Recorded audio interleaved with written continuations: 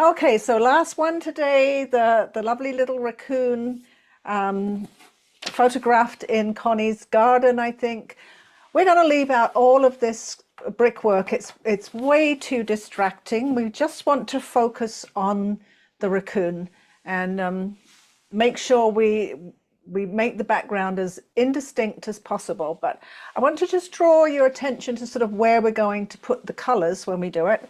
When we start, we're going to wet this whole paper, raccoon and everything. Everything is going to get wet because we're going to make this lovely soft edge to the raccoon by having just the background come up against the white fur. I have put some burnt sienna in the background down here to balance the burnt sienna on the back. It's really important when you're doing a painting to have unity and balance in it. So that's why there's a little bit of burnt sienna there. There's quite a bit of cobalt blue. And then I've mixed this very pale green with the cobalt blue and the azo yellow and the raw sienna. So I'm using colors that are in the raccoon, but I'm using them in the background and very, very gently, very lightly. And I want the background to be a complement. So there's a lot of orangey brown and gold and stuff in the raccoon, so complements to that are the lovely blue.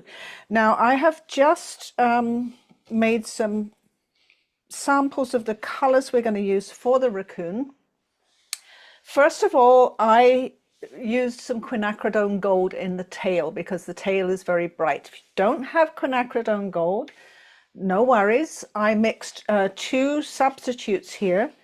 One is an Azo Yellow or a bright yellow with some burnt sienna. One is some Azo Yellow or a bright yellow with some raw sienna. And this is what the Quinacridone Gold looks like. So it's a bit richer than these two, but very, very similar. So, you know, if you haven't got one, you can just mix one. I think probably the Azo Yellow with a bit of burnt sienna or orange. You can add a bit of orange in too. That will be a good substitute. Now, they don't have the real Quinacridone Gold anywhere in the world anymore. It's gone. So they make it now with orange 40 and yellow 150. Now, Azo Yellow, I think, is PY 150. So they use an Azo Yellow in it. And then they put an orange in it too. So that's their mix for the gold now. Other mixes here that I have, I've put, I think, Diana, I think you asked me about the burnt sienna a couple of weeks ago. And why mine look different. Now mine is the Winsor & Newton, this one, which is Pigment Red 101. It's very bright and very clear. So it's I think, more beautiful than all the others. This is M. Graham, which is Pigment Brown 7. And most of the companies use Pigment Brown 7, which I think is too dull for me. I like the redder one. Daniel Smith also uses Pigment Brown 7, but they hype it up a little bit. It depends on how they heat up the pigment, how hot they heat it up to. That's the burnt part. And theirs is a bit redder, but still not as clear as the Winsor & Newton. Now, Daniel Smith uses the PR 101. This is PR 101, and they call it transparent red oxide. And it's like this, not again as clear, but more red. And then also Daniel Smith makes Quinacridone Burnt Orange, Pigment Orange 48, and that is beautiful and very similar to the Winsor & Newton Burnt Sienna. So here's a range of reddish, oranges, browns that you can use. And if you don't have one of these, you can add a bit of orange or red to your burnt sienna to make it a bit more rich. So that's up to you. Just a little word about the colors and what you can substitute with. I started doing it on here, but this got a little bit messy. And then burnt umber, which is Pigment Brown 7 as well, as most people use Pigment Brown 7 for burnt sienna. They just heat it. I think they just heat it to a hotter temperature to get it darker. So they're very, very similar. So let's go back to our raccoon. Our first thing we're going to do is we're going to wet the paper all over. And I think we should wet before we mix the paint so that the wet has a chance to soak in and not get away from us. If we use the wet paper too quickly, all of the background color is going to flood into the raccoon. We don't want that. So we want to wet the paper thoroughly and then leave it to soak in, and we can just get our colors ready when it's doing that. So you need a biggish brush. I'm going to use my bigger square brush. Very clean water. And just make sure that you wet the paper all over. What we don't want a dry line where the raccoon starts and ends, because it will look like it's cut out and stuck onto the background. And we want it to be more subtle than that. Thank you. Yeah, some people put the background in last. I like to always get it in first so that I have that soft transition. Now I'm going to lift mine. I've done it twice over with the big brush, and I think I've got water everywhere. So I'm happy with that. Put my brush somewhere. And then I need to get my colors ready. So we need, first of all, just Cobalt Blue. So I have some here ready because I wanted quite a bit for the background. So just the Cobalt Blue on its own. We don't want the color too thick. The thicker, darker color is going to be on the raccoon only. But if you've done it the same size as mine, which is an 8 by 10, you've got quite a lot of paper to cover. So, you know, make sure you've got enough paint to cover that paper. So I want some blue, and then I want to mix that green. I'm going to mix the blue with a little bit of raw sienna and a little bit of Azo Yellow or Azo Yellow. I'm never sure which way that's pronounced either. Azo or Azo, I hear both. What I could do is go ask one of those Google programs to say it to me, pronunciation programs. That might help. I'm going to add a little bit more yellow so it's a little bit brighter. Don't want it too dull. And then I have my Winsor & Newton burnt sienna, because I love that bright orangey burnt sienna. For that little bit of burnt sienna, I'm going to put in the corner. I don't want it to be too thick. Let's get those ready, and hopefully that water is soaking into my paper while I'm doing this color mixing. I'm just checking on that green. I might add a little bit more yellow. I sort of just want it to look like sky and grass and very, very out of focus background. Yes, I got some colors ready. I did remember to use my old brush. And I've dripped some on the paper. That doesn't matter because I'm going to be putting a lot of paint on. I'm going to get my number 10 brush, wet it to get it started because it's dry at the moment. And I'm going to start with the blue and start up in a corner with just we're not going to stroke the paint on. I'm going to grab a little bit of green. We're going to just sort of let the paintbrush dance a little bit and just come up, you know, close to the raccoon, but not over the edge. It doesn't matter if it goes over the edge, especially on the dark back, that's fine. And sort of alternate between your blue and your green. We don't want to put the burnt sienna on until you get to the bottom right hand corner. I'm going to put a little bit at the top of the head. It sort of goes a little bit misty and out of focus, and I'm going to put a little bit of the blue, the cobalt blue, sort of just there, because I want to use that kind of misty blue when I do the top of the head. And I'm alternating. I had a bit of blue, a little bit of green. I'm not washing my brush, by the way. A little bit of blue. And now I have to be careful when I'm coming up to the white edge of the raccoon. I want to make sure that I don't go over the fur edge, and I want to come close enough that I get that soft fur edge, and I have to kind of test the waters, so to speak. I test it and see how close will it go. It depends on how long I've left the water to soak in, how far the paint will go in. And grab a little bit more green. under the tail. I'm going to wash my brush now because I want to go into some nice blue without any green on it. Just under here, and just under the raccoon here is going to be sort of burnt sienna. So I want to have a complement of blue with the burnt sienna. A little bit of green, a little bit of blue. It's allowing me to get quite close to the raccoon without me having to zoom in a bit. And let's go to the bottom here. Yeah, I'm not having to be careful because I let the water soak in for a couple of minutes. It's just the right consistency for me to get up close to the fur there. Now I'm going to grab a little bit of burnt sienna on my brush. Just a little bit. We're not overdoing it here. A little bit of green. Wash my brush and a little bit of blue. If your paint's not mixing well, you need to wet your paper a little bit more again, or use some water on your paint. This is one time when it's okay to get a bit of background into things or blooms. It doesn't really matter on the background if you have some water blooms or backgrounds. It's background. I'm just going to add a little bit more blue to that burnt sienna so it's not too obvious. I'm thinking about what I've got here, and I'm thinking maybe I've still got enough time to get a bit of blue close to the back and the ear here.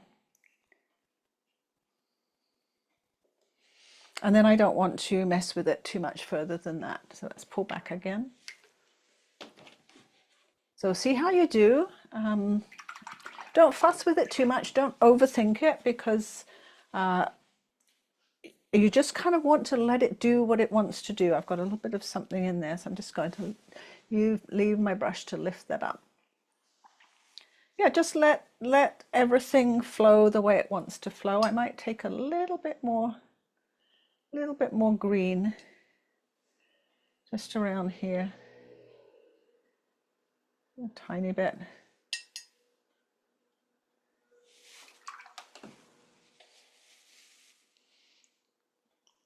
Grabbing a bit of burnt sienna. The thing is, this edge of the raccoon on the right is going to stay quite white, so we can add a bit more color there if you want to, but not too much.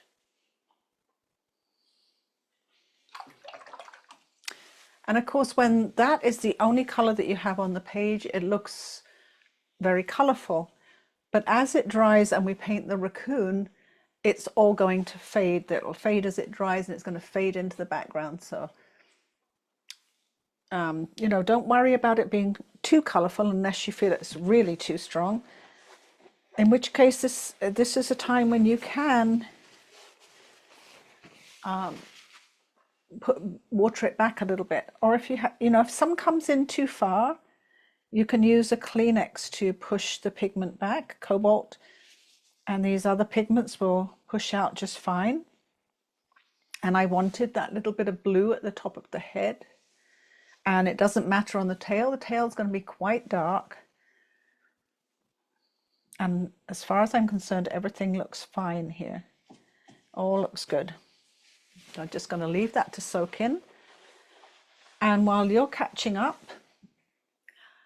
I don't want to dry the background anytime soon, but I do want to work on the eyes and the nose and the face. So I'm going to just dry this portion so that I can work on that area. Now, you might say, well, why didn't you leave it dry when you wet the whole paper? Well, then I would have this triangle of dry paper that would look awful. And I don't want that. I want to make sure that everything is wet. So I'm just going to leave it a few more seconds for the shine to go off some of these areas. And then I'm just going to dry this little area around his face so we can work on that. We're going to, unusually, you know, usually we put all the light colors in and do the eyes and the dark places last. I'm going to switch it up for this one. I think it's really important to get all the features on the face, the dark in the eyes, the dark on the nose, the mask. I think it's important to get all that in so you can judge the medium colors in between, and that you can actually get a portion of the raccoon painted so that you can really see his features. Because if you want to do the rest really loose, very wet and wet, that's up to you. Okay, the shine is just going, so I'm going to turn my sound off and just get his little face dry.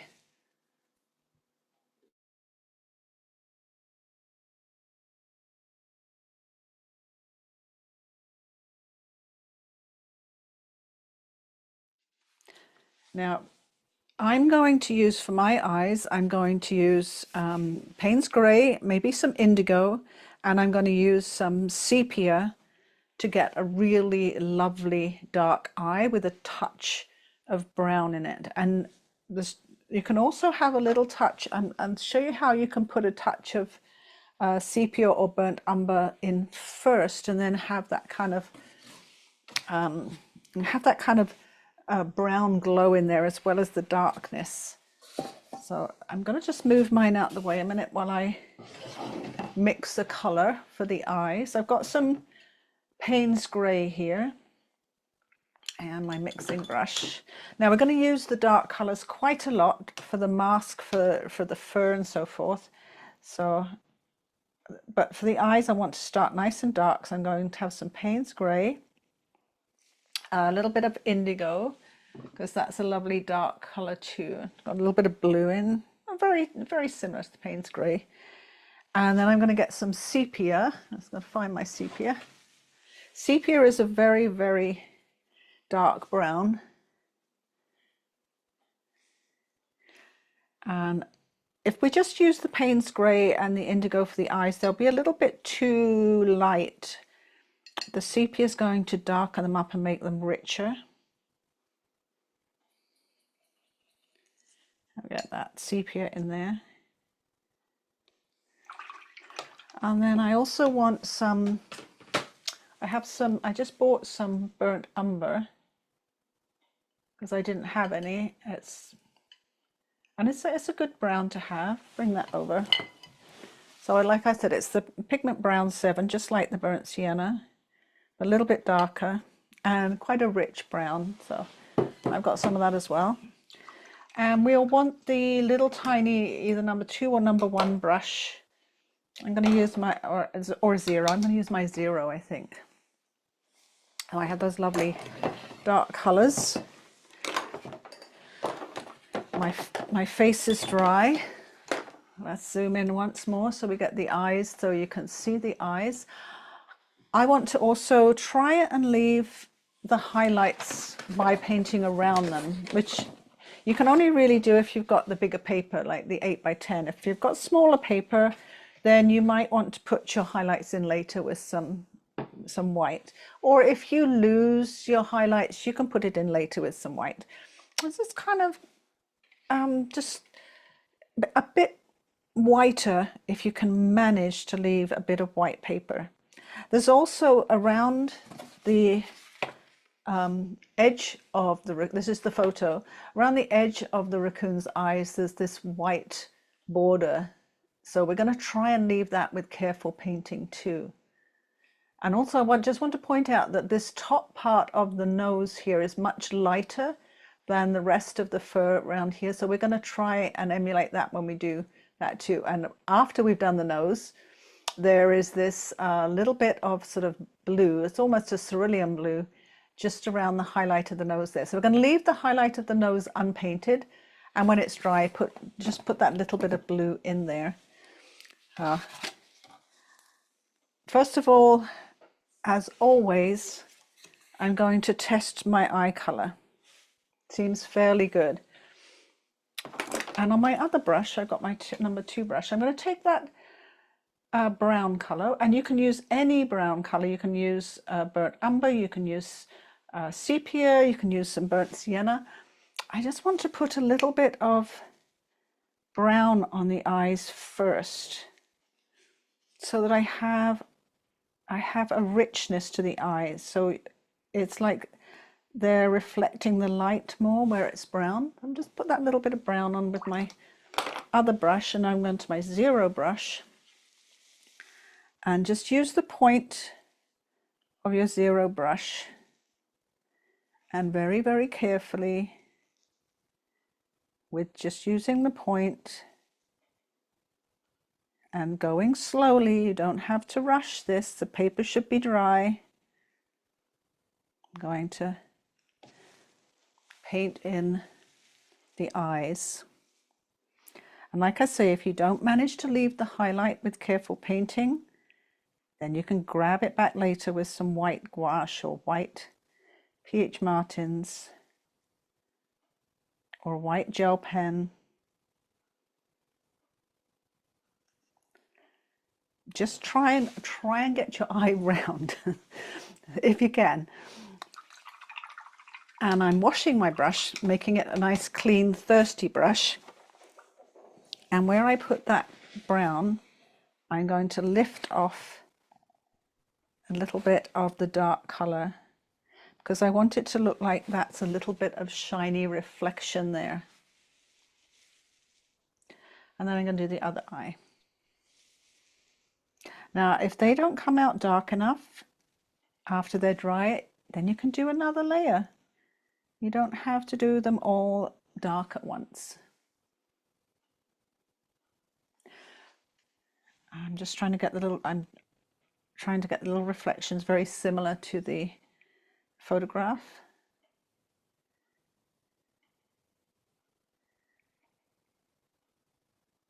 And trying to really make sure that the outside of the eye is nice and round. And again, I want to lift off a little bit of that dark color so it looks like a reflection.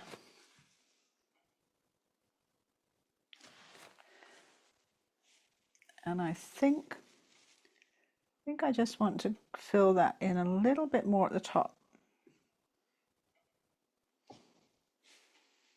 Now, of course, we're going to have, they look a bit wide and starey at the moment, but don't forget you're going to have all of this fur that's coming around, you know, around the eye. We're going to fill all that in later, so don't worry about the fact that the eyes look a little bit starey at the moment.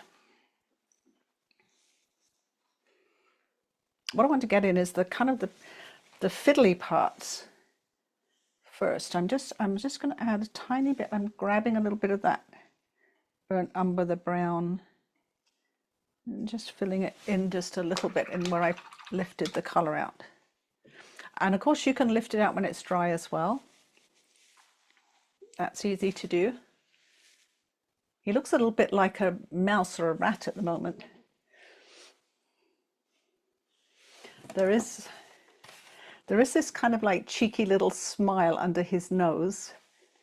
And to get those kinds of details in, you have to be very, very subtle how you kind of paint that area. It's quite tricky to do. You don't want to make him look like a cartoon with a cartoon smile. And you do want to leave that tiny little bit of light between the nose and the little lip there. And then it's quite a small area of white under that lip. It's kind of cute. But we'll work on the nose. Just remembering that under the nose, I should get my pencil. I want to erase some of my drawing because I got a few too many lines in there to help me remember that I've got to have a highlight and some lights coming around the side. I just want to make sure I have the bottom of the nose, it's quite straight across. And then there's a little gap, and then there's that little bit of lip poking out. I think it's a little bit lower down. Sometimes it's like a millimeter. You have to be careful. You just get everything in the right place.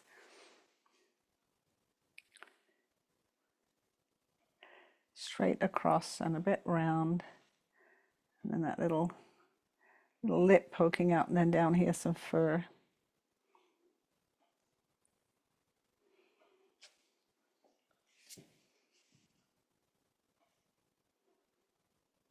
It's a tricky shape, very tricky shape. And are we ready for it? Are we ready for the nose? You're going to use the same color that you used for the eyes, a nice dark color, which was, you know, some Payne's gray, maybe some sepia, maybe some indigo, or indigo and sepia, nice and dark. And then I want to have this sort of white fur. You have to take it a little bit at a time. Look, I sent the picture again so that you have it, because it's kind of tricky to remember where the lights and where the darks are. So we have this sort of oval of dark on the top of the nose.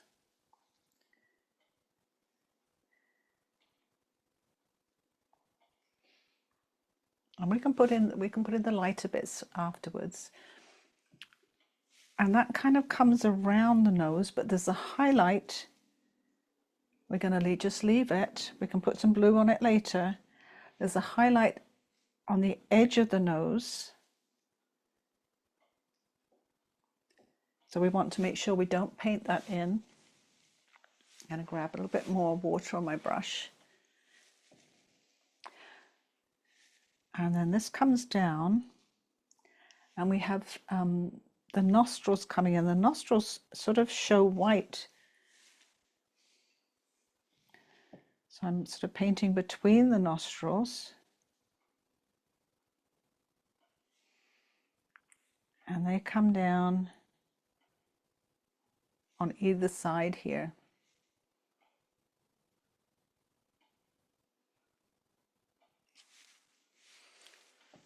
And it all can look quite strange until you get everything else in.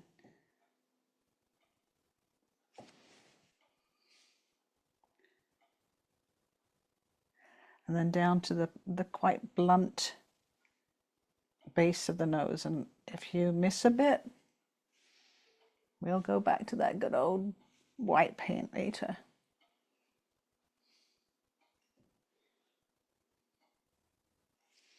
So that's the nose. Now under the nose, there's a little bit of white fur, and then there's a little bit of lip sticking out. I have to keep getting a little bit more water on my brush.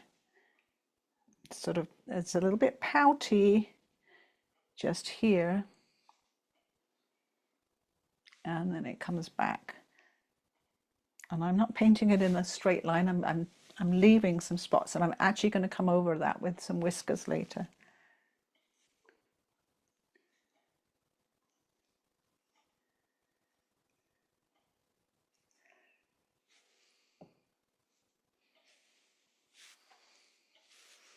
So that's all I'm going to do for now.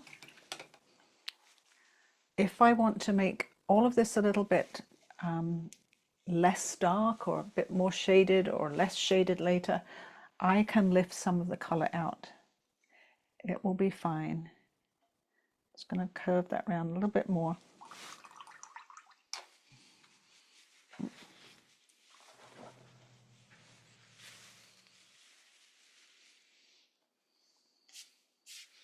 So I think it really, really helps to get those main features in. It's going to help you a lot with the rest of the painting.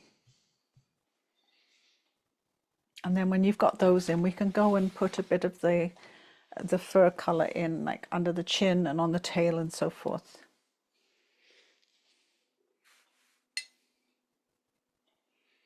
And while I'm doing that, I did mix some Quinacridone Gold earlier for his tail, but I'm going to mix a little bit more. Ready. His tail is the one place that was very, very golden. And when I first came on, I was explaining that if you don't have Quinacridone Gold, you can mix. I did some mixes here. You can mix Azo Yellow with burnt sienna. That gives you quite a good one. You can mix Azo Yellow with raw sienna. That will work. Or you can, if you've got Quinacridone Gold, you can use that. But you don't have to have it. It's just a very, very beautiful color. I'm just going to add a little bit more to my tray. And I also have Quinacridone burnt orange, what's it called? Quinacridone burnt orange, yes. I'm going to add a little bit of that to it even. That's like a very orangey burnt sienna, which is good too. If you want to mix that with some yellow, that's great. It doesn't really matter you have the exact colours, you're just going for that sort of golden warmth to the tail. That kind of, that's a bit warmer than the rest of the body. I'm also, there's not a lot of burnt sienna in the back, and I think the photos may be a little overexposed. I'm just going for a bit more than you see there. Right, so I've got those colours mixed up. How are you all doing? We're going to do this little bit under his chin. And I think probably one of the best ways to do it is to start with, say, a number 4 brush and some burnt sienna maybe. And I sort of painted between and you've got to have a little bit of white for his chin. You could paint between the whiskers on his chin. And I think maybe this is the best way to do it. And just pull those down, you know, in wispy brush strokes. Now, I think it's a little bit more burnt sienna-ish as you come over here. And if at any point they feel like they're not loose enough brush strokes, rather than wetting first, you can get a wet brush, fairly clean brush, and you can just pull those colors down into sort of a wet wash that you just use your wet brush rather than wetting beforehand. I'm going to use a little bit of raw sienna now for the other side. The other side's a little bit less brown or warm, and I'm going to do this side under his chin.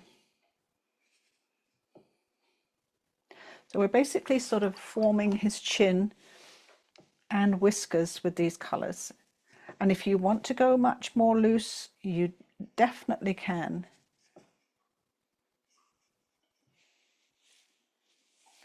And I'm going quite slowly. I'm building up fairly slowly because we're eventually going to put quite a bit of dark in there as well. And now that that area is a little bit wet, I'm just putting a little bit more pigment in there. And wet brush. Anytime I want the fur to look soft, I can use a wet brush to soften everything.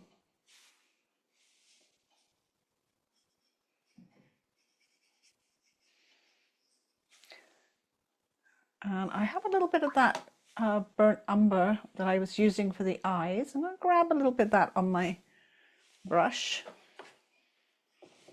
And it's quite dark in between the 2 front legs here.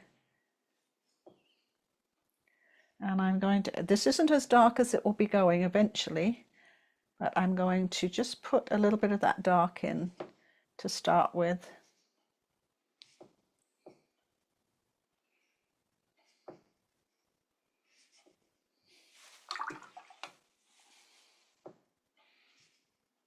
Everything I'm kind of pulling together with a wet brush. Grab a little bit of raw sienna.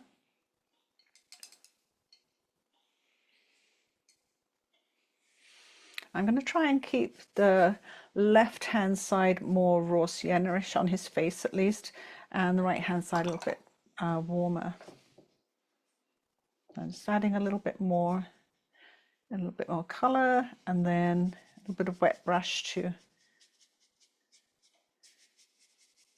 wash that in. It will look bitty at the moment,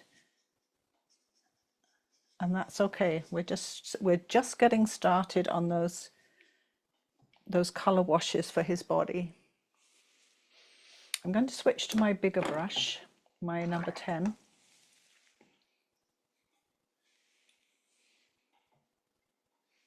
I'm just taking some raw sienna now, and I just want a bit more very light raw sienna on this side of his body. Just gonna put it on there and then use my wet brush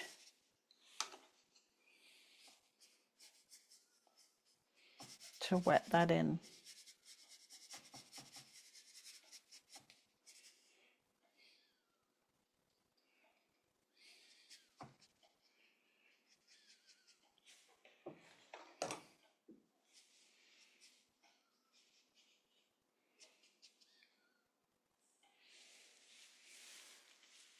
And pull back a little bit.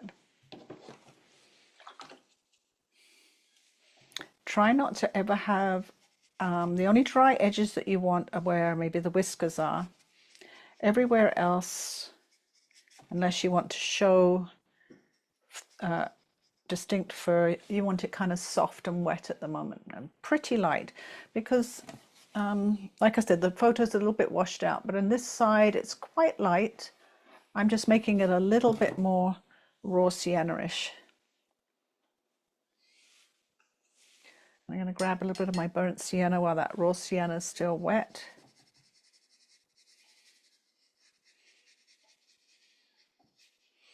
And while the raw sienna is still wet, I'm going to add a little bit of burnt sienna to it. Always flicking my brush in the direction of the fur, so that the end of pretty much every brush stroke becomes a fur stroke.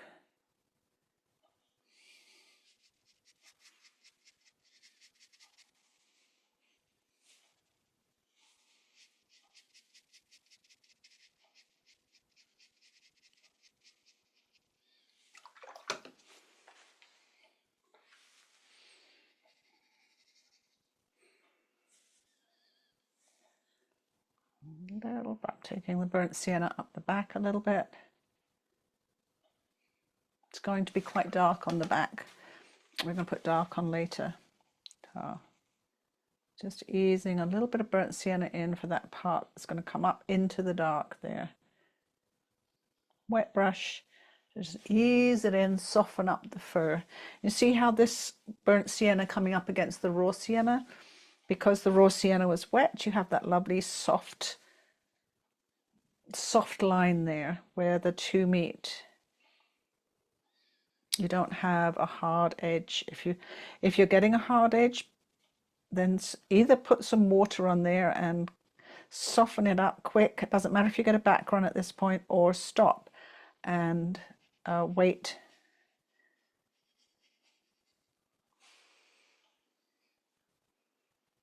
Because you can always do more later. Now the next place that we want some color is the Quinacridone Gold, or your gold mix on the tail. And don't worry about the dark fur at the moment. You can put the gold on all at once and then put the dark over the top of the gold once it's dry. So I'm going to get my Quinacridone Gold and put that on the tail. Everything's going to look really odd at the start because we've got so much dark to put over it yet. But just remember, your brush strokes have to be fur strokes wherever you put them.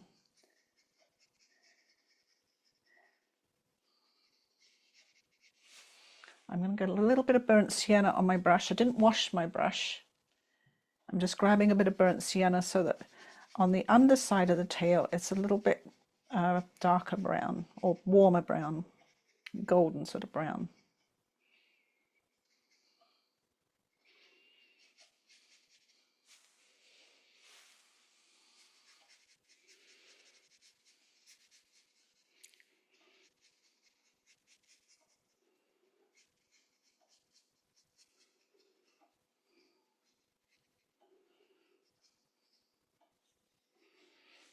A little bit more burnt sienna.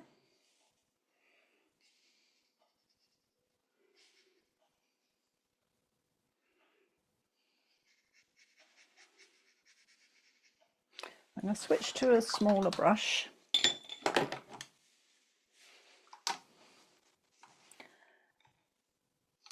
And with my smaller brush, I'm going to make a few more fur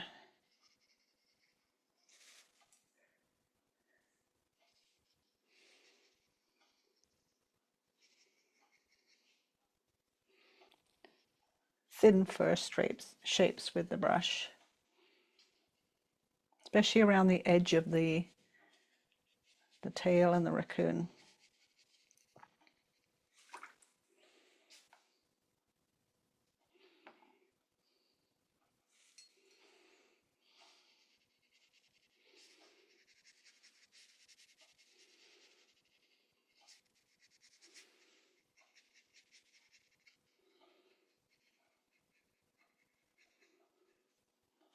Now remember, we're going to have a lot of dark brown on this tail over the top of this, so you don't have to worry too much about how it looks at the moment.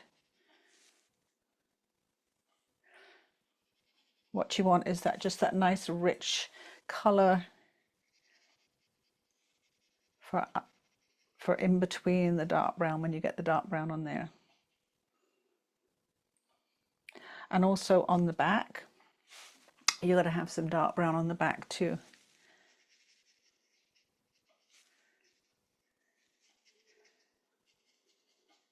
And just remember, this raccoon doesn't have a hairbrush. They don't have to be that neat and tidy.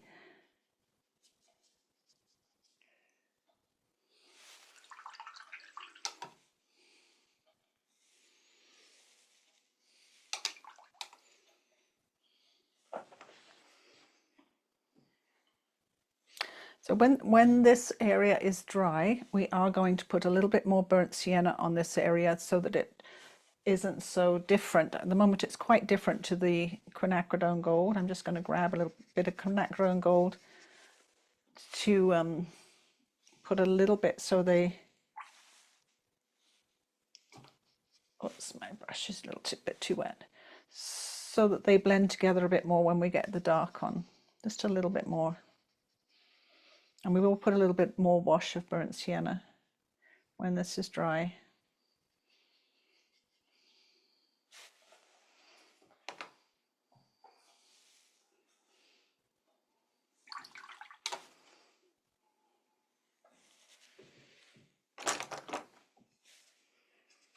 And then we're going to let all that soak in and go back to working on the head and the face again, just leaving that to do its own thing while we work somewhere else.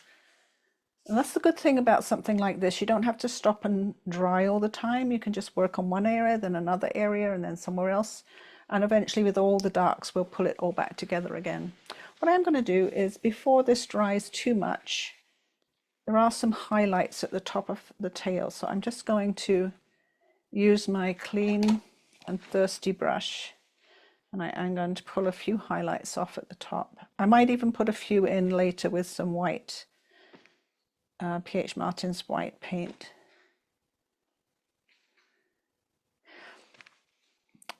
Quinacridone Gold is a lovely color, but it is very strong, so it is difficult to pull off highlights from the Quinacridone Gold. It's a staining color.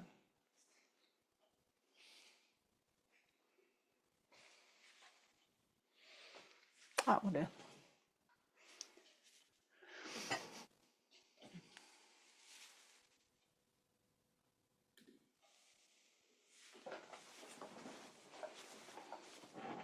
What I do want to do, just I'm just looking at mine. I'm always making judgments as I do something, and I have all this lovely gold over here, and I'm looking at the photo, and it's quite gold under his chin on the right hand side. So I'm going to add a little bit of that Quinacridone Gold under his chin because I want that balance that I was talking about.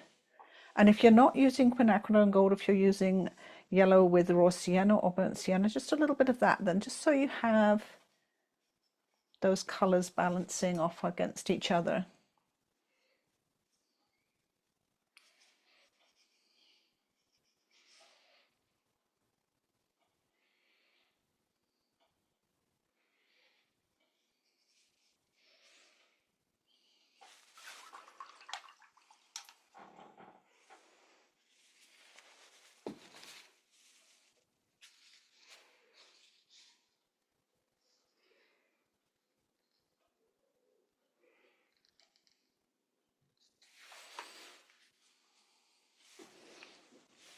And when you've done the tail and all of those parts and under the chin,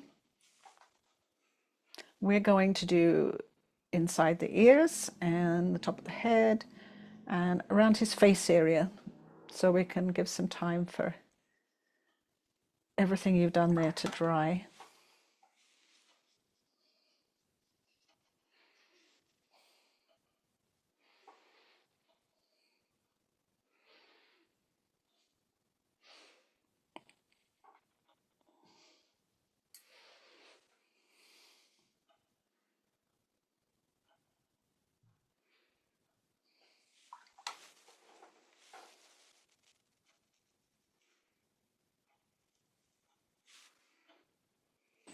And before we go on to do all of the face area, we'll mix up some colors, so we have some colors ready for that. I'm going to get, while you're finishing that up, I'm going to get some clean water.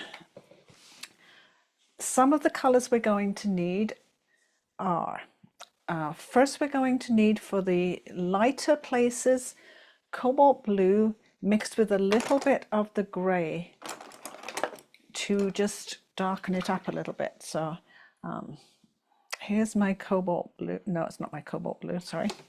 Here's my Cobalt Blue.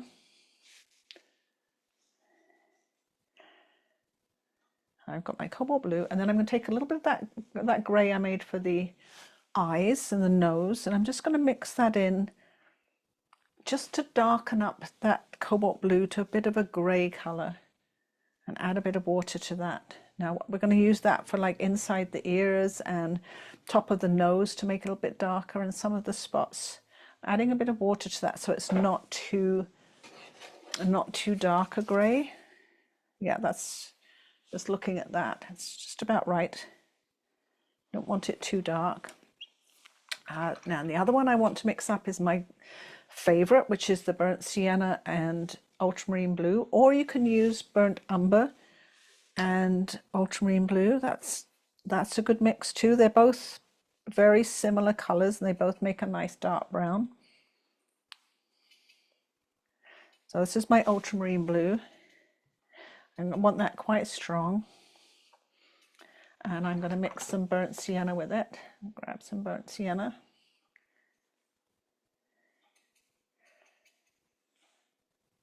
I can always have some burnt umber at the ready if I want a slightly darker brown. This is my burnt umber here. Have some of that ready. But even that is not dark enough for some of the dark areas that we'll need on the raccoon's back and face, and inside the ears and top of the head and so forth. So the ultramarine blue and the burnt sienna make just such a lovely dark grey brown color. Got those there. Now we've also got the mask of the raccoon to do. So we're going to use the grey from the eye colors and the nose color, but just watered down a little bit with a tiny bit of cobalt blue. So over here I have my that was my Payne's grey with a little bit of burnt umber and a little bit of indigo. So I'm going to add a little bit of cobalt blue to that, a bit of water. I want it not quite as dark as the eyes, but still pretty dark. And a little bit of the burnt umber, a bit more cobalt blue. It's sort of like quite a nice dark grey colour, but not quite as dark as the nose and the eyes, just a little bit lighter. Right, let's take this off. Now, I'm sure you're still mixing colours, and if you lose track of what colours you need, you can ask me. Basically, you want your cobalt blue mixed with a little bit of grey to make a blue grey, and then you need your regular burnt sienna and ultramarine blue to make a nice dark brown. And then you can use your dark colour, your Payne's grey with a bit of cobalt blue and a little bit of burnt sienna or burnt umber to make a nice dark colour for the tail, the fur on the back, the mask of the raccoon, all of the dark areas. And we don't have to go as dark as the photo. We never have to. Photos darken and flatten colors a lot, so we can always keep it a bit lighter. We're going to, and when you're ready, we're going to start with the inside of the ears. We're going to work wet in wet. When we do the inside of the ears, we're going to put the blue-gray in first, and then put the darker color in so it mixes wet in wet very softly with the blue-gray. So I'll give you a minute to mix your colors and have them ready.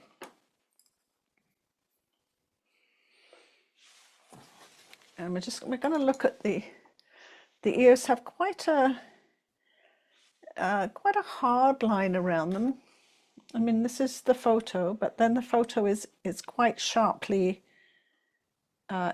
in focus, and I think the light is quite sharp on it too. I don't know if there was a flash, probably, I don't know. But it's quite a sharp edge to those ears. We don't need to make it quite that sharp, but we definitely want to have a border, a white border around the ears. So we're going to work on dry paper. Make sure your ears are dry, and I'm going to zoom in so we've got the face zoomed in. I'm just going to see how you're doing with mixing your colors.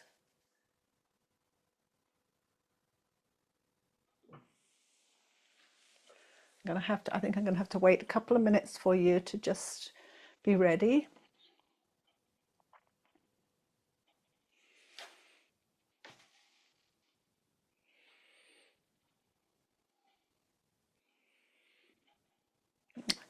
One thing I'm going to do, I'm just giving you a chance to mix. I'm going to take a little bit of my just pure cobalt blue, pure, no other colors. And I'm going to put that little cobalt blue shadow on the nose. Now my nose is dry.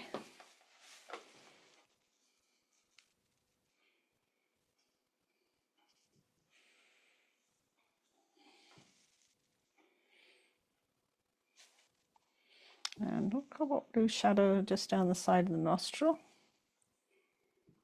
Not on the other side, just there. The other thing I can always do, I've got the tiniest of brushes and a little bit of cobalt blue. I'm going to put a little bit, just the tiniest bit of cobalt blue in my eye reflections, just on the side. And you have to make sure everything's dry before you do that. And the top lip, the top lip is white, but it's a little bit shaded. So I'm just going to put a little bit of that cobalt blue on there. It's the teeniest amount, very tiny amount.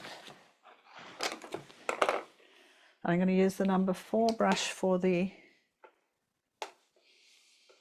light grey on the inside of the ear.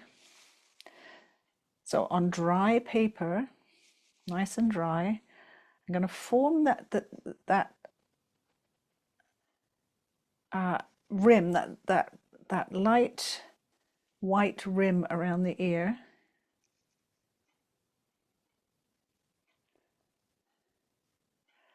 And the dry paper will help with that. And again, I'm doing those kind of like feathery fur-like strokes, but keeping the edge, just like the photo, a little bit more bold. Then with my number 2 brush, I'm going to grab some of the Ultramarine Blue and Burnt Sienna dark brown that I made. And I'm going to start at the bottom because higher up I don't want it to flood too much, but I would like it to flood at the bottom of the ear quite well. I'm going to put that dark, again, making strokes with my brush just like fur. I'm going to put that dark that's around the ear. There's a little like triangle of dark here and towards the back of the ear, but dark.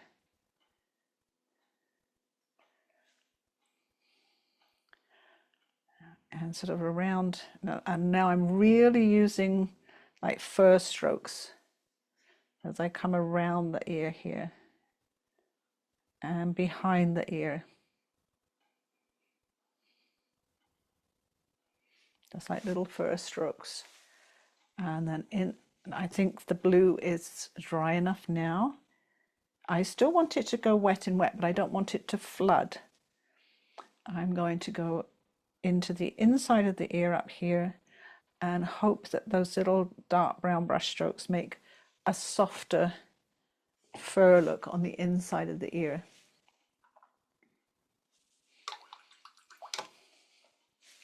I'm going to grab a little bit of the raw sienna.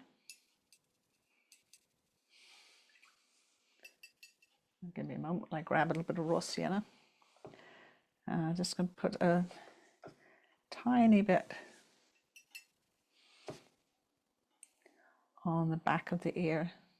Just let it go into that dark brown softly.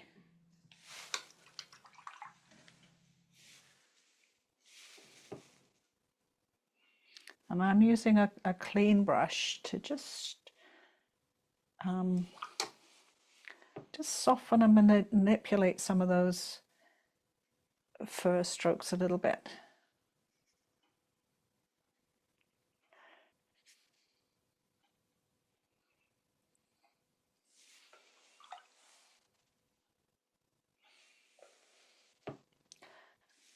And grab some of that dark paint, and I'm going to put it around the back of the ear.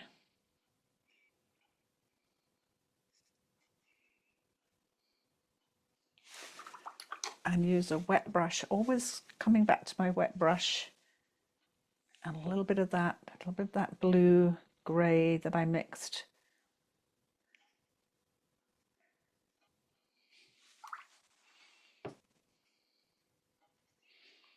To go around the base of the ear. And if you look at the photo, there's sort of a blue-grey shadow, and that's why I left the blue at the top of the head. It's sort of in almost a square shape, just around the ear. And the good thing is it doesn't even matter if that's wet, we can still work into that with some dark brown and over the top of the head too. But just please remember, as you do your brush strokes, the bottom of your brush strokes where you do them has to come out in a fur shape, so that it doesn't matter if you stop with the dry brush or if you go back afterwards like I'm going, you've got all those fur shapes just to connect to.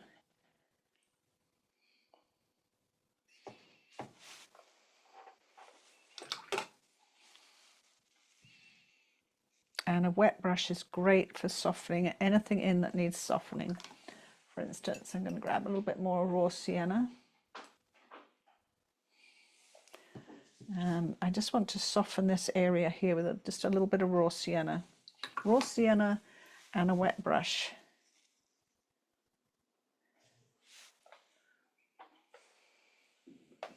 And we're going to do the other ear in the same way. The other ear in the photo is a lot more dark on the inside, but there's still this like grey around that area. So we can put the grey on the whole ear first, and then I would do the brown on the bottom and then come up and the brown in the middle. It's quite dark brown, and it will look too dark to start with, but then we're going to get the black face and everything else in and it won't look as dark. So on another dry ear on this side, I'm going to put the light blue grey on.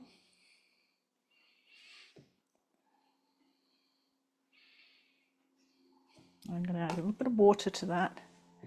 Just, I put the colour on and now I'm putting water on to just lighten it up a little bit.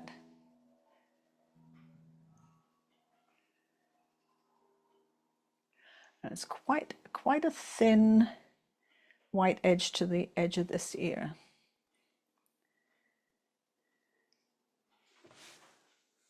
And then I'm going to get my nice dark dark brown that I made. And I'm going to start behind the ear this time. Just let that blue grey settle in, start to dry a little bit.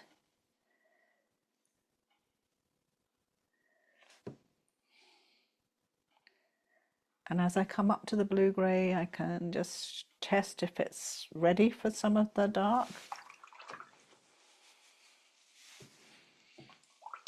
Not quite, it's still a bit wet, so I'm going to use a clean wet brush to just work on this area a bit while I'm waiting for the blue to just be ready to accept the dark brown.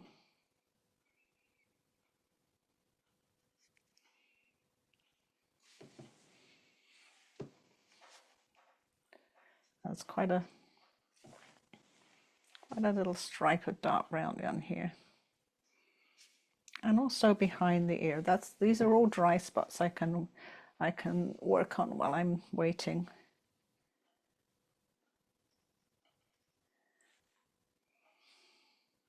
There's just little tiny bits of dark brown here and there.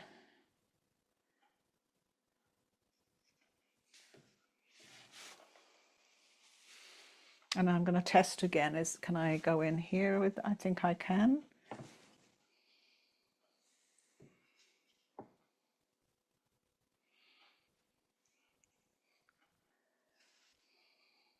What I want is dark in the middle, just coming out slowly into the grey mix. And of course the dry edge will keep the paint, it will stop it from going too far.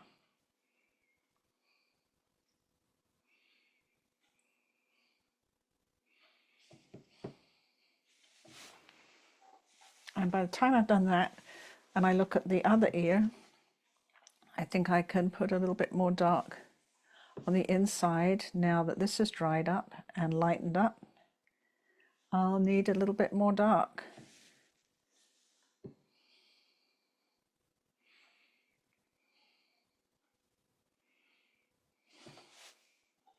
To match, otherwise one's going to be too dark and the other one not dark enough.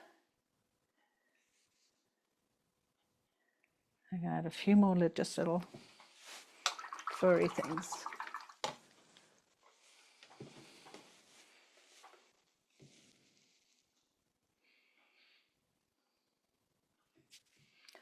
And as it dries, I just want to make sure that I lift some of those out to become fur. I'm going to use the blue grey. I'm going to just use that blue grey, flicking it outwards to get a bit of fur behind that ear.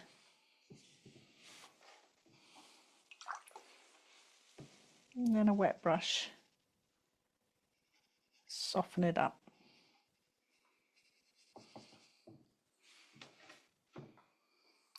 And remember, I want that kind of white fur edge, but I also want that kind of shadow that comes behind the ear as well. So I've got a contrast of the light and the dark, the lost and the found.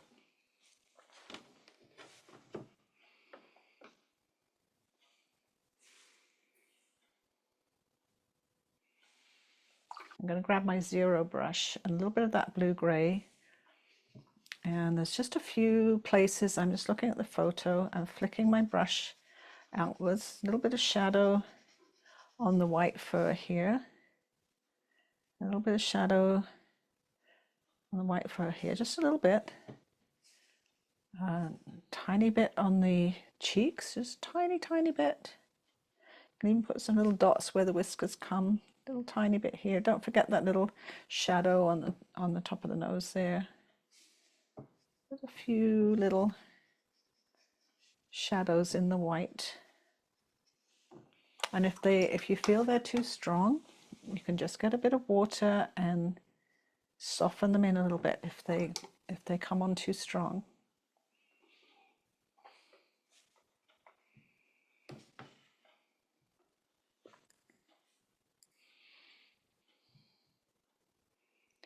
So the next thing we will work on is putting the mask in so that you get some idea of the darkest darks you need in here so that we can then finish off the rest of the fur on the head. So you have some idea. We've got to have this nose area light. See, it's fairly blue here, blue gray, and then the mask white, dark, and then of course this bit in the middle of the head kind of matches the dark mask. And then look how bluey gray it is on top of the head with just a little bit of brown coming into it. So we're going to sort of wet this area later and just put a little bit of that brown into it. And if it's not dark enough, then we can come back when it's dry and put a bit more in. There's also a little bit of that lighter burnt sienna type brown just above the eyes here. So when we put the mask on, we'll just maybe put that on first so we get that little bit of light at the top.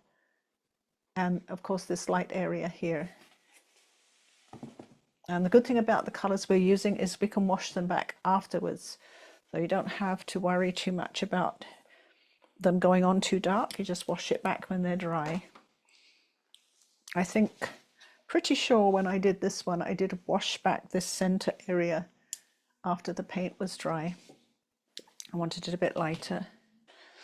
If you're finding it hard to keep up, sort of just leave areas and go back to them when you're ready. I'm going to grab my number 6 brush. And I'm going to take some of that, I have that light blue gray, which is the cobalt blue mixed with a little bit of the gray. I will put that in, and it's mixed with a little bit of the brown, which is absolutely fine. It's great. I'm going to put that on the center of the nose area. Little tiny patch of white where it, just before it touches the actual nose skin. And that comes up. It's going to come up the center here. Now, of course, we are going to go darker, but we want to get that light color on first. And it actually comes around this part of the eye, quite light.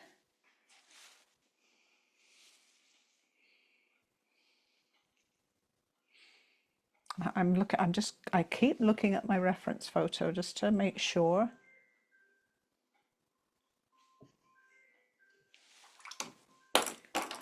And then I'm going to grab my number 2 brush. Well, I would do, but I found my number 0. Oh no, I found my number 2. It's right. I'll grab my number 2 brush and my dark brown. And then I'm going to work into that gray color with the dark brown. I'm going to take this fur up the center of the nose area.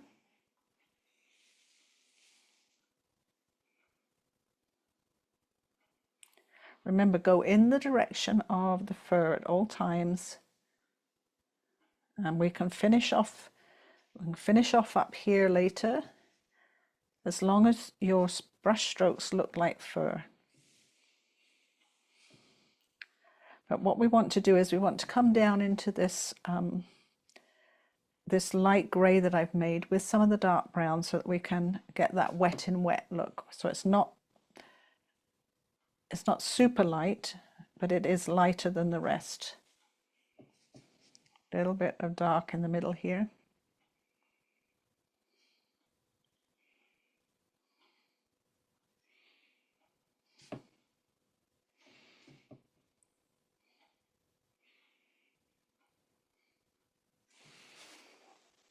Right. And then I'm going to help this mix wet and wet. I've washed my brush, dried my brush on my towel, and I'm just going to help that move into the other color.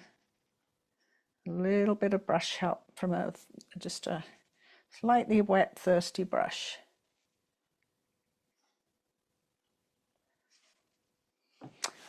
And then that area around the top of the eyes that I said is sort of a burnt sienna, I'm going to grab some burnt sienna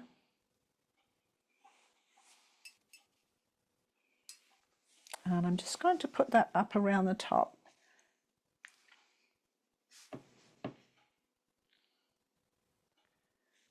It'll blend in wet in wet. I just want to put it there first and then grab some of my dark brown, which I'm running out of right now actually.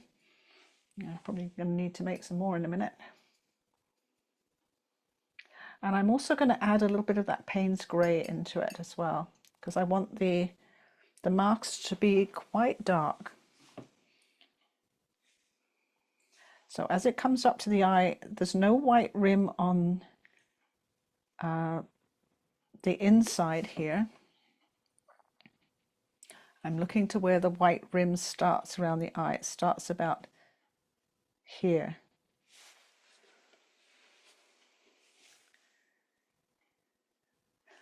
So, and then it comes to, I'm just going to where it comes to. I want to get both ends in the right place, so it comes around there. So let's get that white rim in the correct place to start with before we go too far.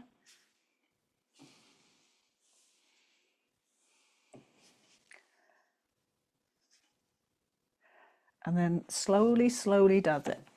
I'm going to add a little bit more Payne's grey to my mix because I want it to be quite dark now as I continue. First of all, we want to make sure that this part of the mask here near the nose comes in the right spot. And it's quite,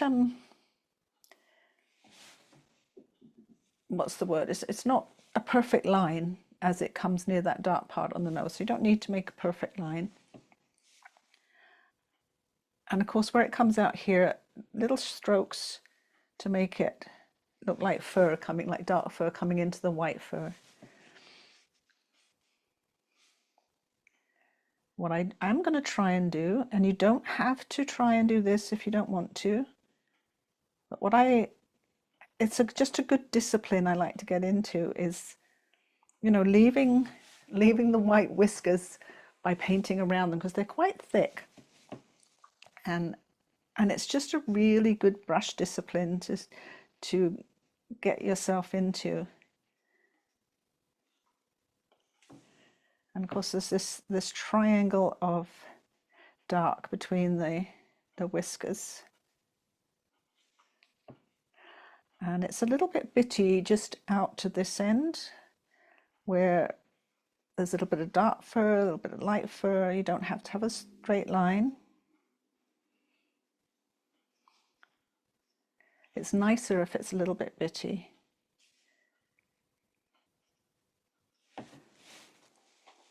And if you can't paint around the whiskers, don't worry. Put them in later. Just put them in, you know, when you've finished.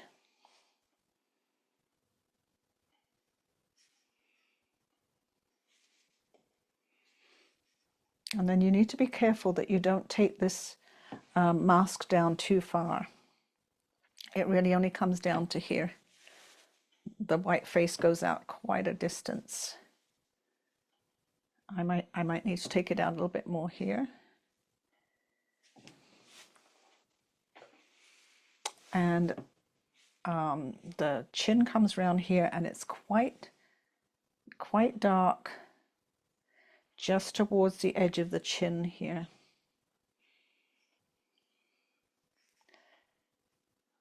So I want to get that kind of show the edge of the chin, but I'm going to use my wet brush to soften these down a little bit.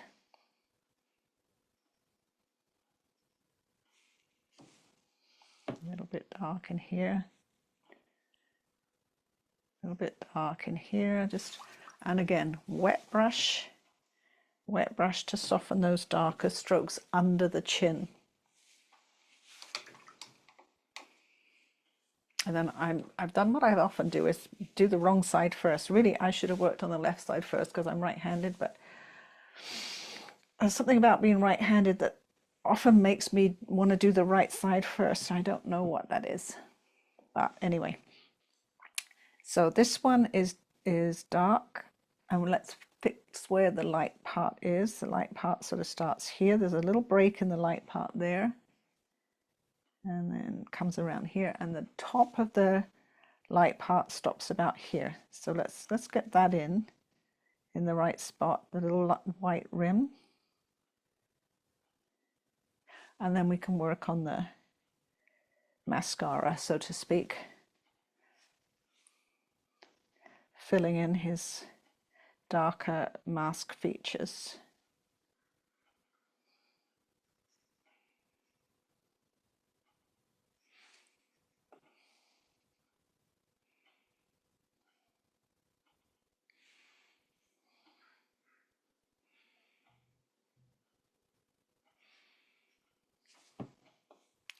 A little bit of a spike just on the top here. And if this is looking a little bit light now, where we did the wet and wet, then you can fill it in with a few strokes that look like fur. It's a little bit darker coming down to his nose here. There's a little bit of a dark spot here. And now that the wet and wet's kind of drying up a little bit, I'm just going to wet brush to ease those in, just to add a little bit more dark. Of course, I haven't finished with the cheek yet. I just took a break from that for a moment. And I want to go one side of the whisker very carefully.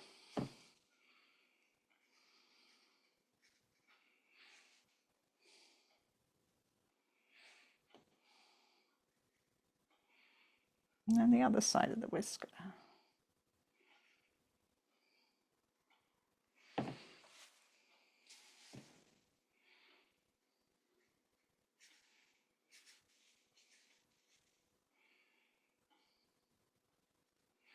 And again, be careful that you don't take the colour around too far. It's easy to just keep going and go too far. But what you can do is, like the same as the other side, you can come under the chin area and define the chin with a bit more dark under the chin. And wet brush, just grabbing my wet brush to ease those dark strokes in.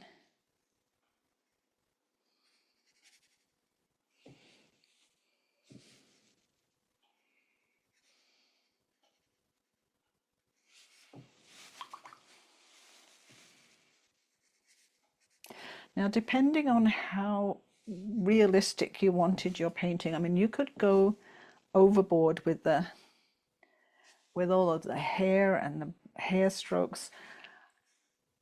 I tend to do a bit too much and a bit more than I really want to do. I get a bit carried away. So you don't have to make it this realistic. If you don't want to, you can do a little bit more wet and wet and loose and not as much detail on the hair. It's totally up to you.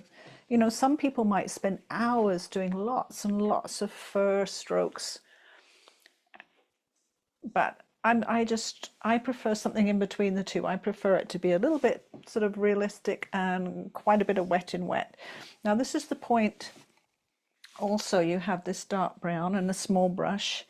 There is the legs sort of start around here. And this is the division between the two front legs. So you can put a little bit of that dark in here too with the dark that you have on your brush.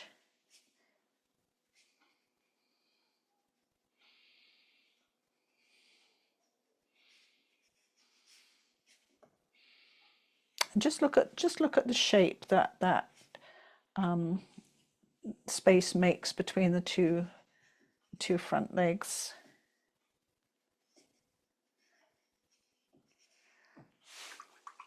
And instead of doing loads and loads, this is where my sort of interpretation comes in. Instead of doing loads and loads of hair and fur and stuff, what I do is do that bit of dark and then grab a wet brush, maybe even a little bit of burnt sienna, and just sort of use some wet brush to kind of make that a little bit less defined.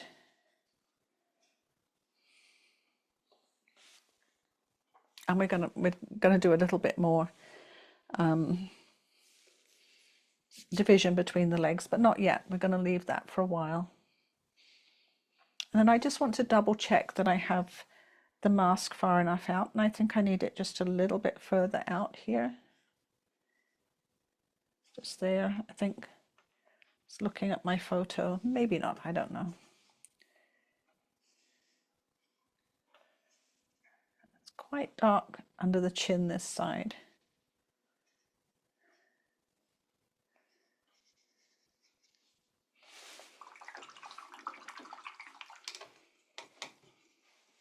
And then the next thing we'll work on is the top of the head. But now we've got our darkest darks in. And you can sort of see now that the eyes are dry. You can see that brown reflection that I have in the eye. Now that it's dried up a bit, where I just lifted it up, had some burnt umber underneath. And once we get the dark brown on the tail, you remember how it just looks so bright at the beginning? Well, once we get the dark brown on there, it's not going to look as bright and separate, because we've got to get dark brown on the back and a little bit on the head too. And again, we're going to make the head a little bit more wet in wet when we do it, so it's not quite so defined. You know, when you look at the photo, it's just so many fur lines. I'm going to get a little puddle of raw sienna ready for the top of the head. I'll probably mix a little bit of raw sienna with a little bit of burnt sienna for the top of the head. I don't want it too light. But mixed up, I have some raw sienna and burnt sienna mixed up. And I'm going to use a very light wash of that on the top of the head. There's sort of a white area around the mask. So I'm going to just delineate that with that very, very light raw sienna, burnt sienna mix. And I want to use that to keep my fur on the top of the head a little bit more wet in wet. And grab my zero brush and that dark brown mix I just made. And first of all, I want to get the part that comes up the middle of the face in. See, I want it to be quite sharp coming up the middle of the face, and then sort of dissolve into this wet in wet area closer to the top of the head.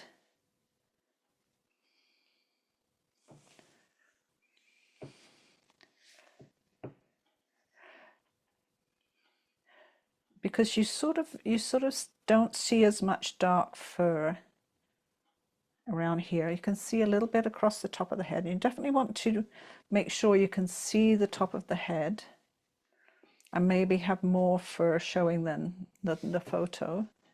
That's because you don't want the top of the head to kind of just not be there.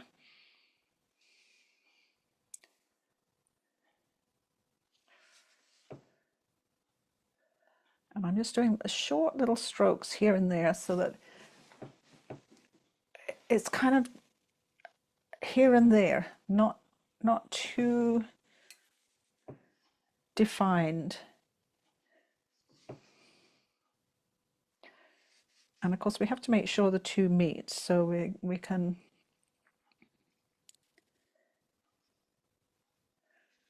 go over the part that we did before that's probably dry by now. And go in the direction of the fur. Add some little bits from the eyes just coming up. I've got a very dry brush.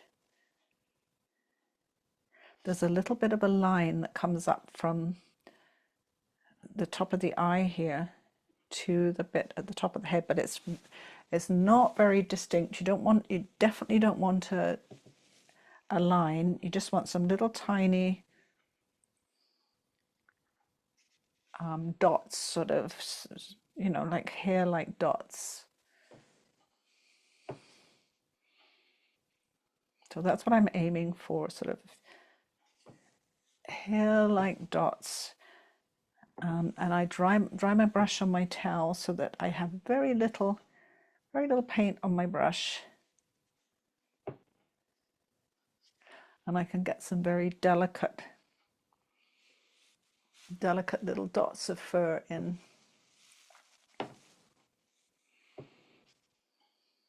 As it dries, I can put more color where I want more color, which is in the center here. And even that my ears are fairly dry now, so I can even add a bit more color to the ears.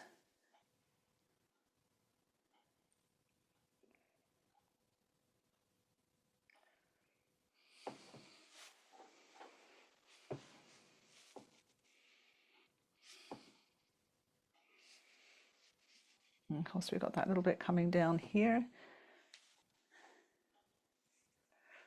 And if the nose is nice and dry and you feel it's still a little bit light, as I feel mine's a little bit light, I'm just going to do a little bit more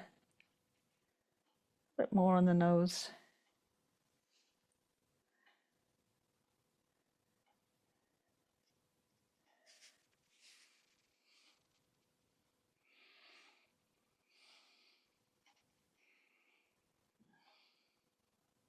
A little bit of shading.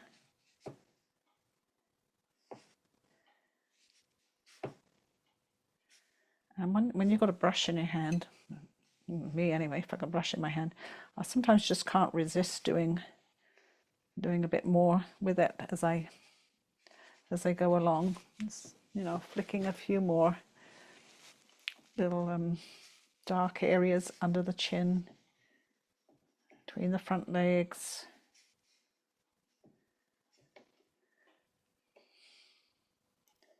A bit more shadow under the eye. Looking good. That's okay. I really like this soft wet in wet look on the top of the head. Looks very fur-like. I'm going to pull back. So for putting this in on the back of the raccoon, it's the same process as the top of the head. I'm going to take that really watery raw sienna and burnt sienna mix, very watery, and I'm going to put that on the back of the raccoon.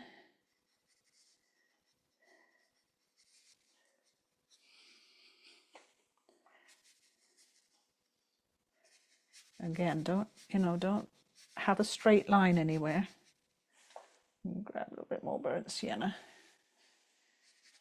A bit more burnt sienna here.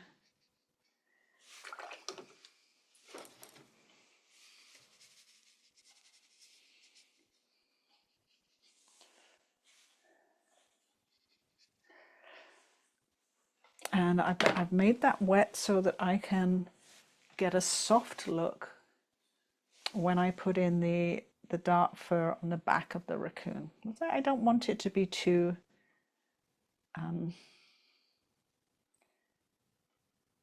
harsh. I've got my number 0 brush in my hand. That's too small. I'm gonna grab my number 6.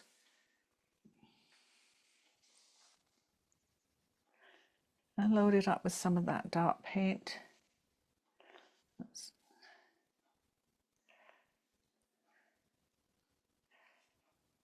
You know what I do need the 0 for? My 0 brush. I need it for the edge.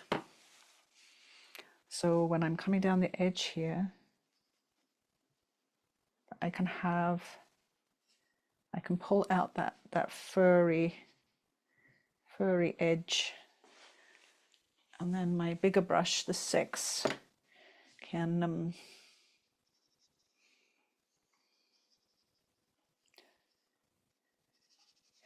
put the bigger areas in. It's a fairly big area of dark brown just coming down there. And again, I've got to use my 0 brush to just get some fur look to that. I dried it off a little bit, so I've got got a drier brush.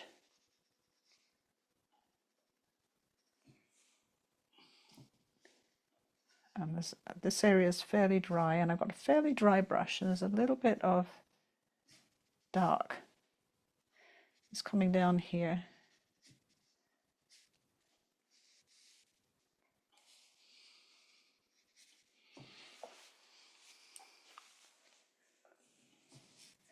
So the dark on the back comes down to the tail.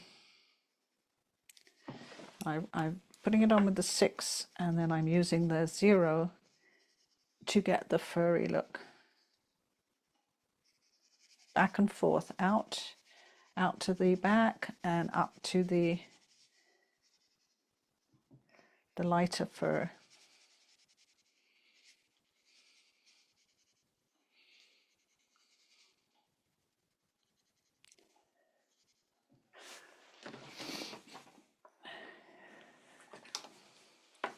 And this one,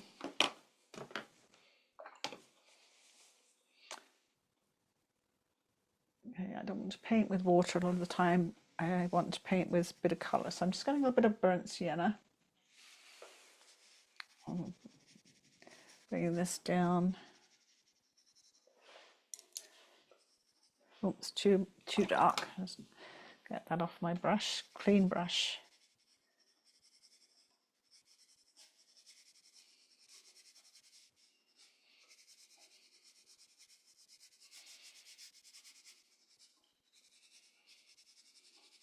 I've got a very dry brush now to put in some of this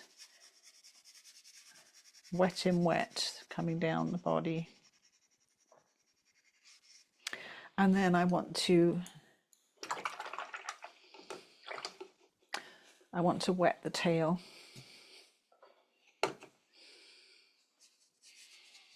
Because I want to put the dark stripes in, but I don't want them harsh. The second layer can be a little bit more hard-edged, but I want the first layer to be softer. So I've wet the tail a bit. Not too much, you don't want it soaking wet, but I want to make sure that some of my dark brown going onto the tail is going to be soft.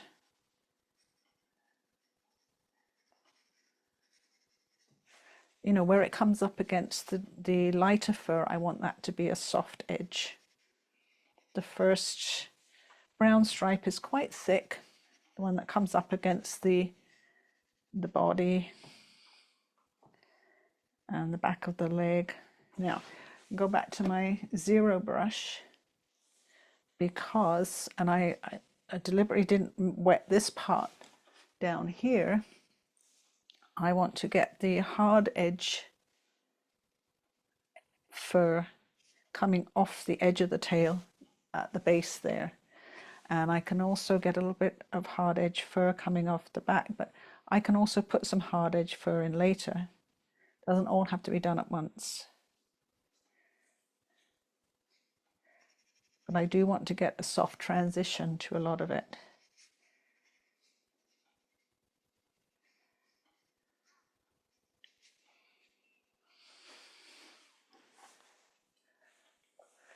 The second stripe is much, much thinner than the first.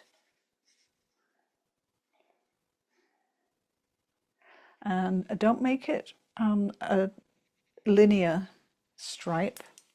You know, don't go like right around. Break it up. It's not all, it's not a stripe around. It's, you know, it's a clump of dark, and then there's a bit of light, and then another clump of dark, and quite a bit of dark on the top of the tail.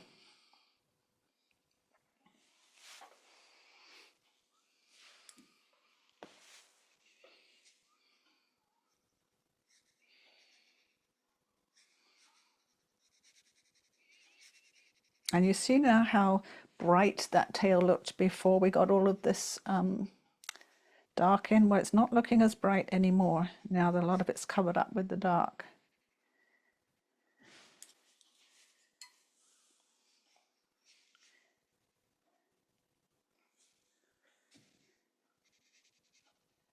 So whenever I get to the under edge, I want to use those dry brush strokes to get a bit more fur, nice long fur showing.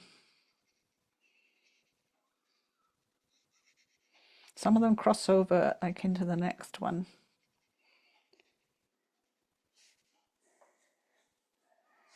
And as this starts to dry up, you can always go back and put a bit more dark in.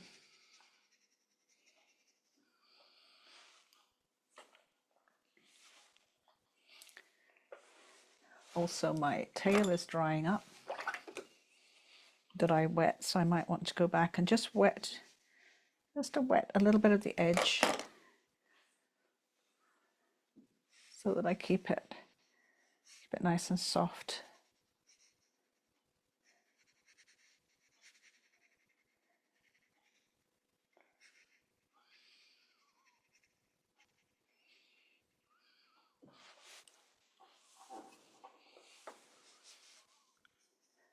The fur it goes quite backwards towards the tail.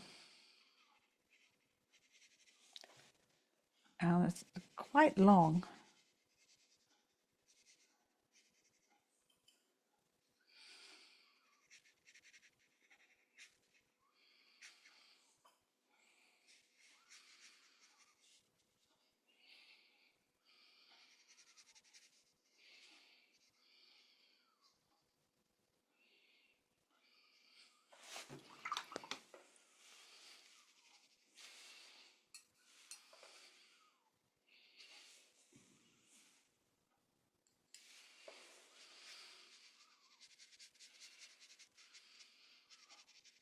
I'm using a little bit of burnt sienna just to put a bit more fur around the back leg. There's also quite a bit of dark brown shadow between the joint here where the front leg comes down, so we'll put that on wet in a moment.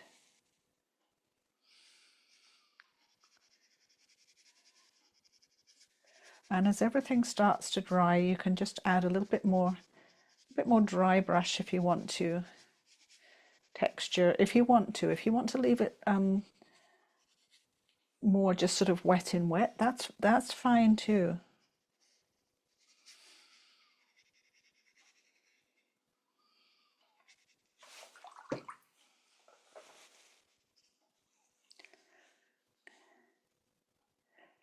I'm just looking at this and I'm feeling it's a little bit too defined. I'm getting just a clean, slightly damp brush, and I want to pull this around a little bit more.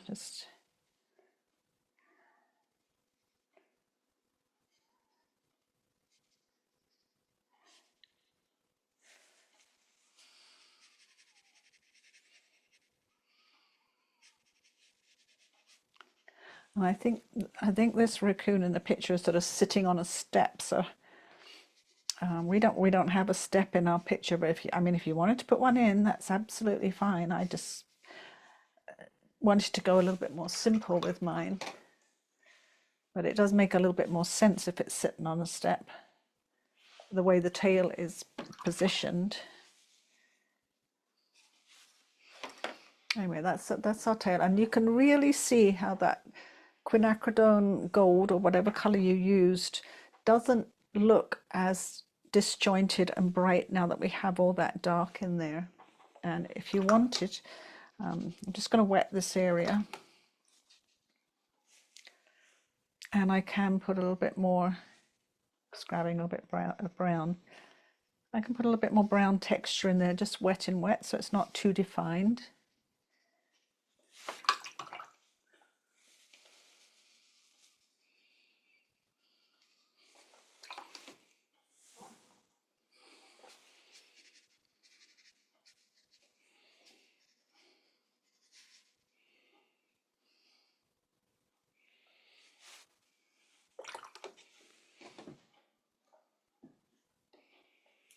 Even grabbing a little bit more burnt sienna. on the underneath of the tail. I think I'll use my little zero brush. I'm going to put a few more like burnt sienna shadows just on the underside of the tail. Make it a little bit more round.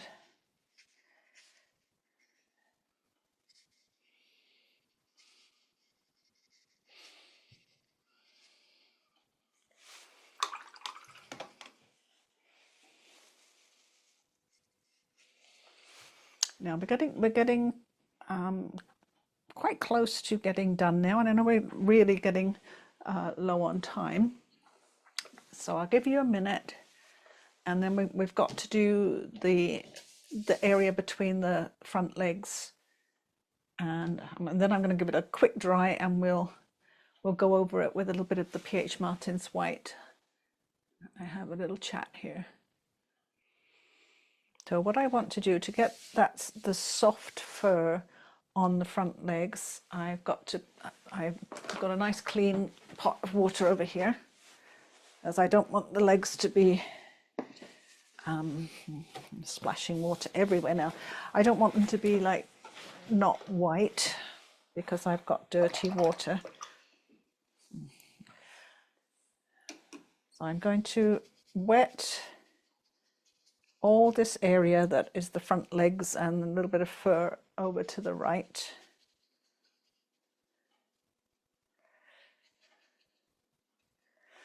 And give it a minute to soak in because I don't want the brown to go crazy everywhere. But we're going to put some dark brown on there. And another thing I did was because the dark brown over here was much warmer, like a much sort of magenta brown, I added in I think I added in some Quinacridone Magenta. Let me just have a look, see in my notes. Or you could add Quinacridone, what did I say? Yeah, I said Quinacridone Magenta or Quinacridone Rose to the brown, just to make it a bit warmer on those sides. So I have both. I'm going to add magenta to mine, just to the brown to make it. I'm going to grab a little bit more. Rose will do it too. Let's just try it. See, it's not that different, but it is just a little bit warmer. But between the legs here, I want it cooler, so I'm going to have two browns. I'm going to have the regular one, my burnt sienna ultramarine blue, with a little bit of the Payne's grey for between the front legs there. So I've got a cool dark brown, and then in between, it's sort of, it's in these areas here. This is where I'm using the magenta. Let's get it so you can see where I'm painting. It's here inside, you know, you can sort of see through the white fur to the legs. And I guess because the legs probably are a more pinky skin, maybe, I don't know, maybe the under fur is warmer, but you can kind of see it's a bit more of a magenta color. I haven't done, this is another place where I've just done, you know, wet on wet paper and not a lot of detail.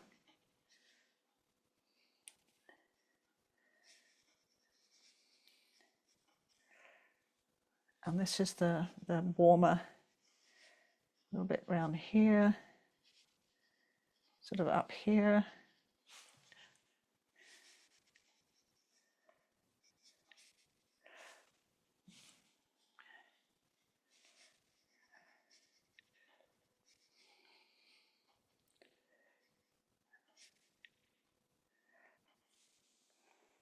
I'm gonna go back and forth. On the front of the legs, it's more magenta, and use a wet brush to ease some of these colors in so they're not so bold and harsh.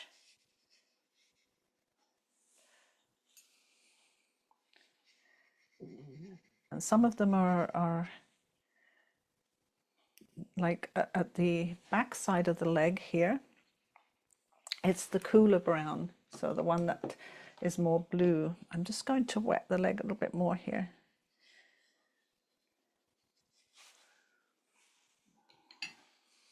I'm going into my cooler brown now, and that's for the back of the leg here.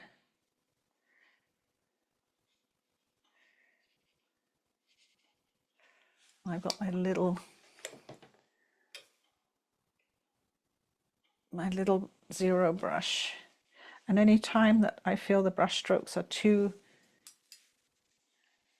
harsh, I'm going to get a wet brush, or I've got a brush with a little bit of burnt sienna on, and I'm just going to soften and ease those brush strokes in.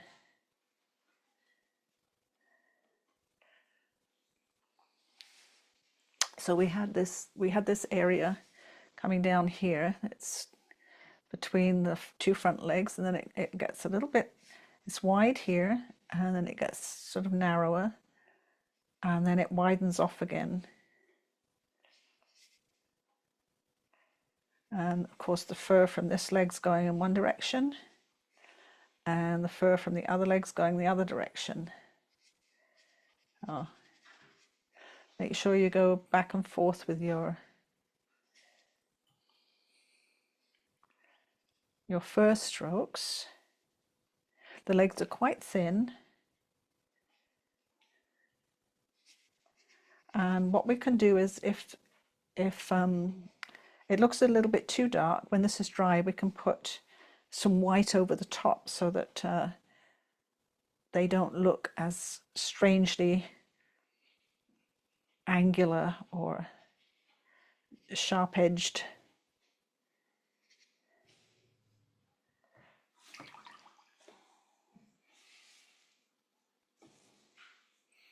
Now, all the time I'm working, I'm just building areas as I see them. So I'm now sort of going under the chin, and I'm seeing a little bit more. I'm using the more magenta sort of brown. I'm seeing a few more shadows coming down around the leg. I don't want too much going on.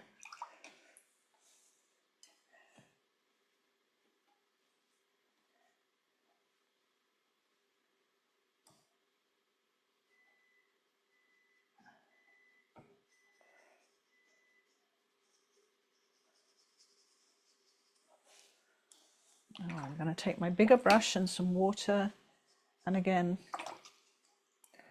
let's do some wet in wet. Oh, I'm splashing water everywhere.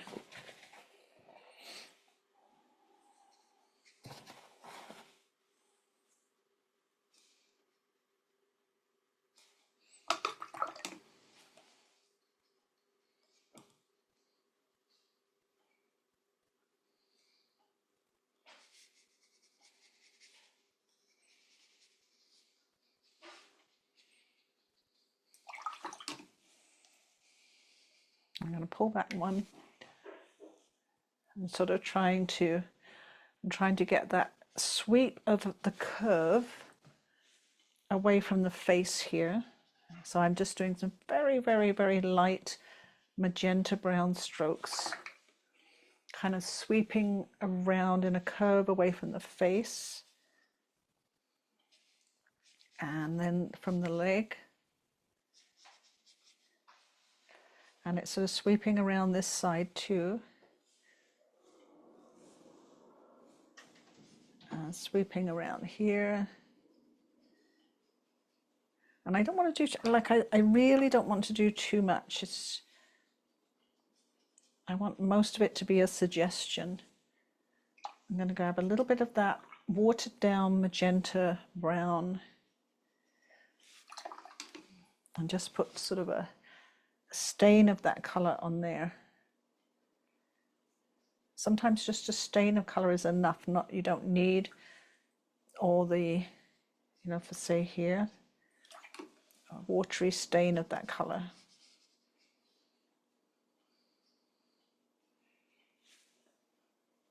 And I'm going to pull back one more so you can see the whole thing. And what I want is, I'm going to grab some raw sienna and a little bit of Quinacridone Gold. Not too much because I don't want to overdo this. My big brush, my number 10 brush.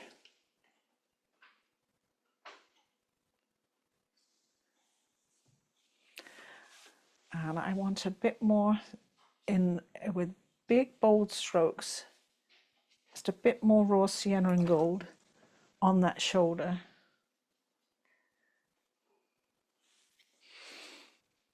And then I'm thinking balance. It's not that balanced in the photo, but I don't have to stick to the photo, and I think I did in my other one, I can balance out that raw sienna and Quinacridone Gold by having a little bit more, tiny bit more on the right. You know, I already have this burnt sienna down here. A little bit more here maybe. Burnt sienna and Quinacridone Gold, because that's what's in my tail. And I have my number 6 brush in this hand now. And maybe I'll just do a little bit more of a bold wash under the chin.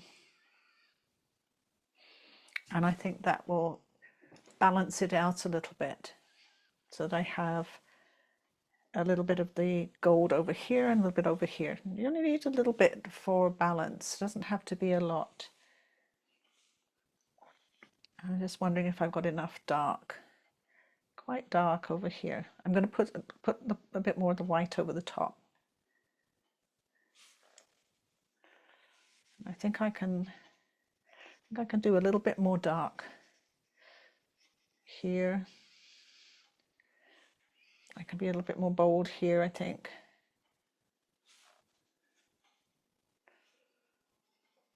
Like I said, you don't always have to go dark all in one go. You can add it as your paint starts to dry, as it starts to lighten. You can add a little bit more.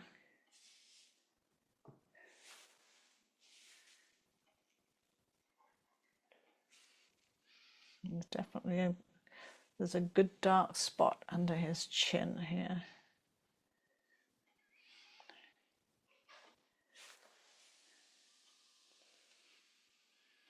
Okay, right.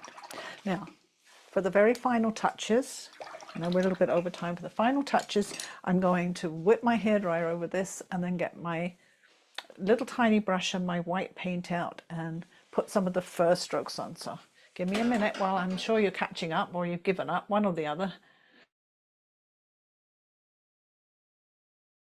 There, that's dry enough now to add the white. And of course I want to have very, very clean water for the white. And I'm going to show 2 methods of doing it, or you can use one or both. I like my Dr. P.H. Martin's white. That's my favorite white. So that's the one I'm going to use. And I'm going to mix up a nice thick mix in my little dish. I keep a little dish for it here, so you can reconstitute it with water. It lasts me for years. There's two ways we can do this. I've got my 2/0 script liner, and not a lot of space here. So this one's really nice for those curve lines. You can sort of pull the script liner in a lovely curve. Get those it has a really big whiskers, this raccoon. So you can, really get going. They feel an incredible amount of things with their whiskers. There's a big one over here. Whoops, big blob of white paint. So if you've lost any of your whites, or you couldn't be bothered, or you just couldn't get around your whiskers, this is a great time to put them on with some lovely thick white paint. Some of these ones have got quite a lot under the chin.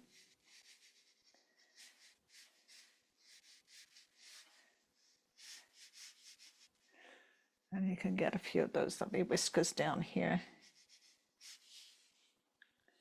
Some of the hairs on the back.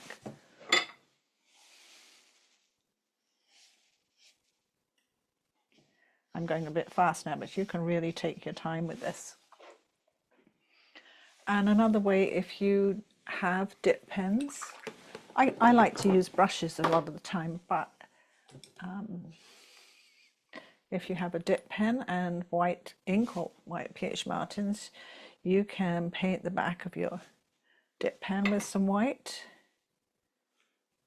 quite nice and thick.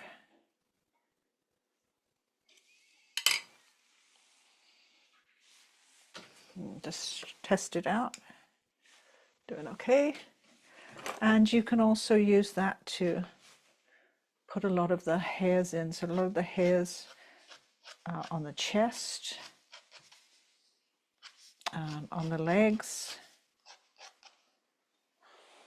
whichever one you're most comfortable with, brush or pen, or if you just have a white jelly roll pen, that's great too. Let's go up the raccoon a little bit. So this is where you can fill in some of these ones here where we had this dark. We can now fill in some of those pieces of fur that go over the dark that you can't leave those little tiny lines in watercolor. Nobody does little lines like that. Oil painters get to put it all in afterwards. So you can put some of those in, and that's why when you have that nice sort of just wash behind it, it's easier to come in. I'll switch back to my script liner. It's easier to come in afterwards and add all of those furry bits. And you can have quite a lot here. You can have all the fur coming out the side of the body. I find the script liner brush, nice thin one, really gets those lovely curved lines, and it just flows beautifully. You can have a few here if you need some on top of the head. And you can really just give yourself some time to work in all of those lovely white furry lines. Let's pull back a little bit. I kind of, work my way around it a bit at a time. And just follow, you've got the direction of the fur on the reference photo. And there's loads, I mean, if you want a different reference photo, there's just so many online of raccoons, that they're everywhere. I really like the free reference photos for artists on Facebook. They always have loads of lovely pictures. This one was taken by the lovely Connie Lacy in Cobalt Hill. But, you could you take your own raccoon picture, you could find your own.